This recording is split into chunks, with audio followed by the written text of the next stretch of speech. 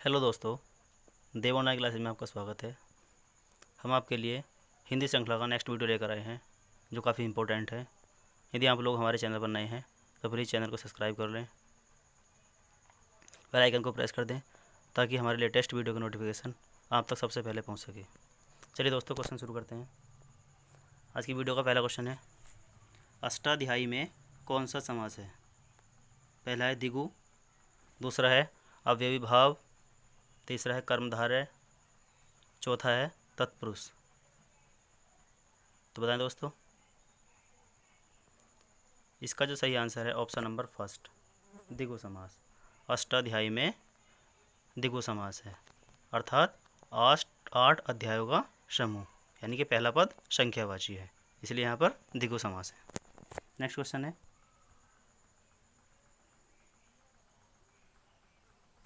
जो आँखों के सामने हो उसे क्या कहते हैं?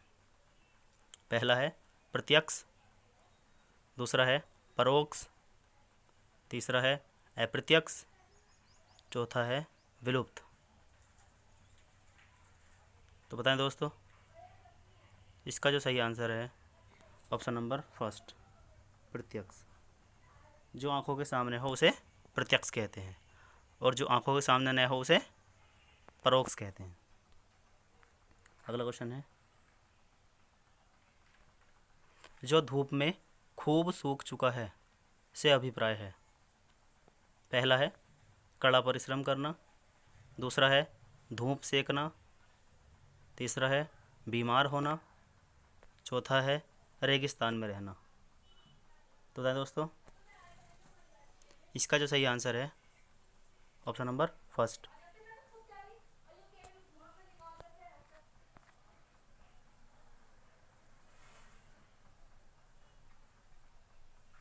अगला क्वेश्चन है, ज्ञानपीठ पुरस्कार पाने वाले हिंदी के प्रथम साहित्यकार हैं?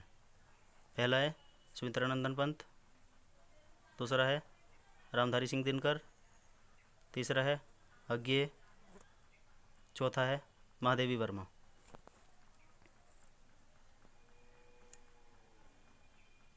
तो बताएं इसका सही आंसर। इसका सही आंसर है option number first, Sumitranandan Pant को प्रथम बार ज्ञानपीठ पुरस्कार मिला था। उनकी कृति थी चिदम्बरा।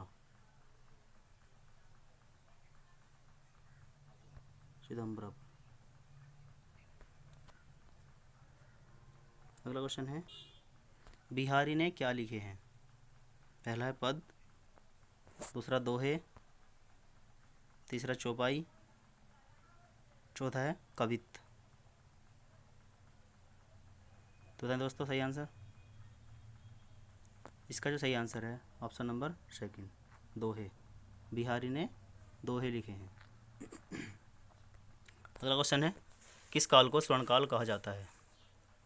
पहला है रीतिकाल, दूसरा है भक्तिकाल, तीसरा है आदिकाल, चौथा है आधुनिक काल।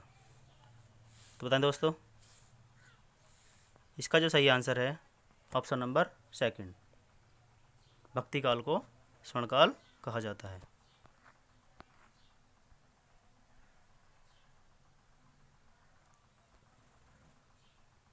अगला क्वेश्चन है, रामधारी सिंह दिनकर को भारतीय ज्ञानपीठ पुरस्कार प्राप्त हुआ? पहला है रश्मि रथी पर, दूसरा है परशुराम की प्रतीक्षा पर, तीसरा है कुरुक्षेत्र पर, चौथा है उर्वशी पर। तो बताएं दोस्तों। इसका सही आंसर है ऑप्शन नंबर 4, रामधारी सिंह दिनकर को उर्वशी के लिए भारतीय ज्ञानपीठ पुरस्कार प्राप्त हुआ था। अगला क्वेश्चन है, चिंतामणि के रचयिता हैं?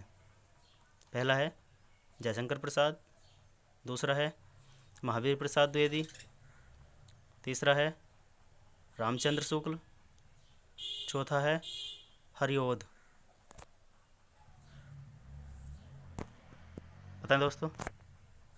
इसका सही आंसर है option number third, Ramchandra Shukla. Chintamani के रचयिता रामचंद्र शुक्ल हैं।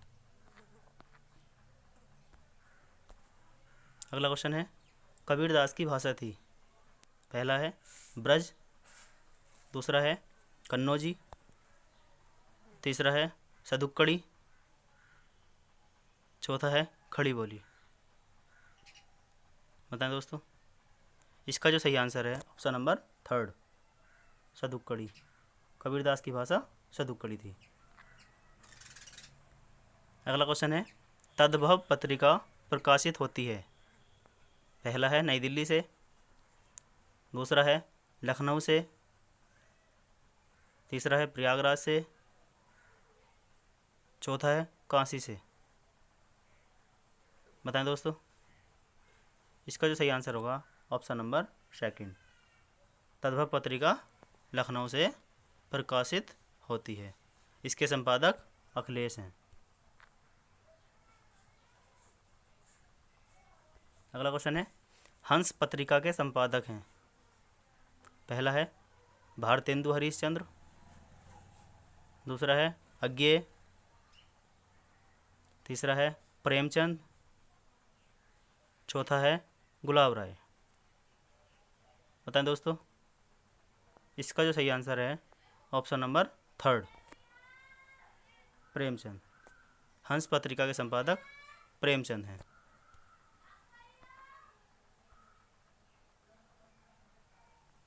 जहाँ उपमेय में अनेक उपमानों की शंका होती है वहाँ कौन सा अलंकार होता है। पहला है विरोधाभास, दूसरा है यमक, तीसरा है भ्रांतिमान, चौथा है संदेह। इसका सही आंसर है संदेह।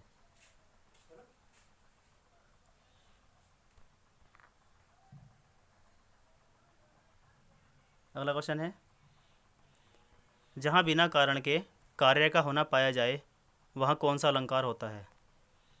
पहला है विरोधाभास, दूसरा है संदेह, तीसरा है विभावना और चौथा है भ्रांतिमान। बताएं दोस्तों। इसका जो सही आंसर है ऑप्शन नंबर थर्ड, जहाँ बिना कारण के कार्य का होना पाया जाता है वहाँ पर विभावना अलंकार होता है। जैसे कि एग्जाम्पल ले सकते हैं, बिनु पद चले सुने बिनु काना, कर विधि कर्म करे विधि नाना। अगला क्वेश्चन है, छंद के पढ़ने को क्या कहते हैं। पहला है गति, दूसरा है यति, तीसरा है तुक, चौथा है इनमें से कोई नहीं। बताएं दोस्तों। इसका सही आंसर है ऑप्शन नंबर फर्स्ट, छंद पढ़ने को गति कहते हैं और पढ़ते समय बीच में रुकने को यति कहते हैं। अगला क्वेश्चन है, विस्मय में स्थायी भाव किस रस में होता है। पहला है हास्य, दूसरा है शांत, तीसरा है अद्भुत, चौथा है विभत्स। तो बताएं दोस्तों, काफ़ी इंपॉर्टेंट क्वेश्चन है। इसका सही आंसर है ऑप्शन नंबर थर्ड, विस्मय स्थायी भाव अद्भुत रस का है। हास्य रस का हास होता है और शांत रस का निर्वेद होता है और विभत्स का जुगुप्सा होता है। अगला क्वेश्चन है, कवि बिहारी मुख्यतः किस रस के कवि हैं। पहला है करुण रस, दूसरा है भक्ति रस, तीसरा है श्रृंगार रस, चौथा है वीर रस। बताएं दोस्तों। इसका जो सही आंसर है ऑप्शन नंबर थर्ड, कवि बिहारी श्रृंगार रस के कवि हैं। अगला क्वेश्चन है, एक अनार 100 बीमार का अर्थ है। पहला है एक वैद्य अनेक बीमार, दूसरा है किसी वस्तु की पूर्ति कम किंतु मांग अधिक, तीसरा है महामारी के दिनों में दवाओं की कमी, चौथा है किसी वस्तु की आपूर्ति समाप्त हो जाना। तो बताएं दोस्तों। इसका जो सही आंसर है ऑप्शन नंबर सेकंड, किसी वस्तु की पूर्ति कम किंतु मांग अधिक। अगला क्वेश्चन है, आम के आम गुठलियों के दाम का अर्थ है। पहला है मनमानी करना, दूसरा है नकली वस्तु देना, तीसरा है दोहरा लाभ होना, चौथा है बहुत चतुर व्यापारी बनना। बताएं दोस्तों। इसका सही आंसर होगा ऑप्शन नंबर थर्ड, दोहरा लाभ होना। आम के आम गुठलियों के दाम का अर्थ होता है दोहरा लाभ होना। अगला क्वेश्चन है, निम्नलिखित में से कौन सा अल्प विराम का चिन्ह है? तो बताएं दोस्तों, इसका जो सही आंसर होगा ऑप्शन नंबर 3। अगला क्वेश्चन है, बंदूक एक उपयोगी क्या है? बताएं दोस्तों, इसका जो सही आंसर होगा ऑप्शन नंबर 3, शस्त्र। बंदूक क्या है? एक उपयोगी शस्त्र है। जो फेंक कर चलाया जाता है उसको अस्त्र बोलते हैं। अगला क्वेश्चन है, कष्ट से उत्पन्न होने वाला, पहला है कष्टकारी, दूसरा है कष्टप्रद, तीसरा है कष्ट साध्य, चौथा है कोई नहीं। बताएं दोस्तों, इसका सही आंसर है ऑप्शन नंबर 3, कष्ट से उत्पन्न होने वाले को कष्ट साध्य कहते हैं। अगला क्वेश्चन है, जिसके पास कुछ न हो उसे क्या कहते हैं? पहला है अकिंचन, दूसरा है निर्धन, तीसरा है दरिद्र, चौथा है कोई नहीं। इसमें बहुत मिस्टेक होती है, इसको ध्यान रखें। तो दोस्तों, इसका सही आंसर है ऑप्शन नंबर 1, जिसके पास कुछ नहीं होता उसे अकिंचन कहते हैं। अगला क्वेश्चन है, परोक्ष का विलोम शब्द है, पहला है प्रत्यक्ष, दूसरा है स्थूल, तीसरा है द्रष्टव्य, चौथा है अप्रोक्ष। काफ़ी इंपॉर्टेंट है, बताएं दोस्तों इसका आंसर। इसका आंसर होगा ऑप्शन नंबर 1, परोक्ष का विलोम प्रत्यक्ष होता है। अगला क्वेश्चन है, काफ़ी पूछा जाता है भी, हर्ष का विलोम शब्द है, पहला है खेद, दूसरा है वेदना, तीसरा है दुख, चौथा है विषाद। बताएं दोस्तों, इसका जो सही आंसर होगा ऑप्शन नंबर 4, हर्ष का विलोम विषाद होता है। अगला क्वेश्चन है, सृष्टि का विलोम शब्द है, पहला है मरण, दूसरा है प्रलय, तीसरा है वृष्टि, चौथा है मोक्ष। बताएं दोस्तों सही आंसर। इसका सही आंसर होगा ऑप्शन नंबर 2, सृष्टि का विलोम प्रलय होता है। अगला क्वेश्चन है, अनुपम का पर्यायवाची शब्द है, पहला है स्वर्गीय, दूसरा है लौकिक, तीसरा है पार्थिव, चौथा है अद्वितीय। बताएं दोस्तों, इसका जो सही आंसर होगा ऑप्शन नंबर 4, अनुपम का पर्यायवाची अद्वितीय अनुपम एक ही बात होती है। अगला क्वेश्चन है, तरणी का पर्यायवाची शब्द है, पहला है सूर्य, दूसरा है नाम, तीसरा है युवती, चौथा है नदी।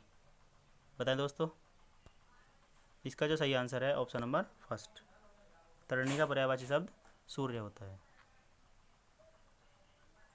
अगला क्वेश्चन है, शिव का विशेषण क्या है? पहला है शिवेश, दूसरा है शंकर, तीसरा है शैव और चौथा है शैली। बताएं दोस्तों, इसका जो सही आंसर होगा ऑप्शन नंबर 3, शिव का विशेषण शैव होता है। अगला क्वेश्चन है, सभा में 20 लोग थे, इसमें विशेषण का कौन सा भेद है?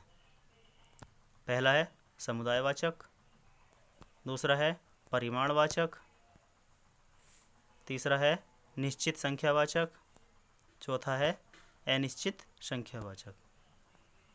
बताएं दोस्तों इसका सही आंसर। इसका जो सही आंसर होगा ऑप्शन नंबर 4, सभा में 20 लोग थे, इसमें अनिश्चित संख्यावाचक है। 20 का मतलब काउंट थोड़ी कि हैं 20 हैं, ज़्यादा भी हो सकते हैं, कम भी हो सकते हैं। स्वर संधि के कितने भेद होते हैं? पहला है 3, दूसरा है 4, तीसरा है 5, चौथा है 7। बताएं दोस्तों, इसका सही आंसर ऑप्शन नंबर 3, स्वर संधि के 5 भेद होते हैं और संधि के 3 भेद होते हैं, स्वर, व्यंजन और विसर्ग।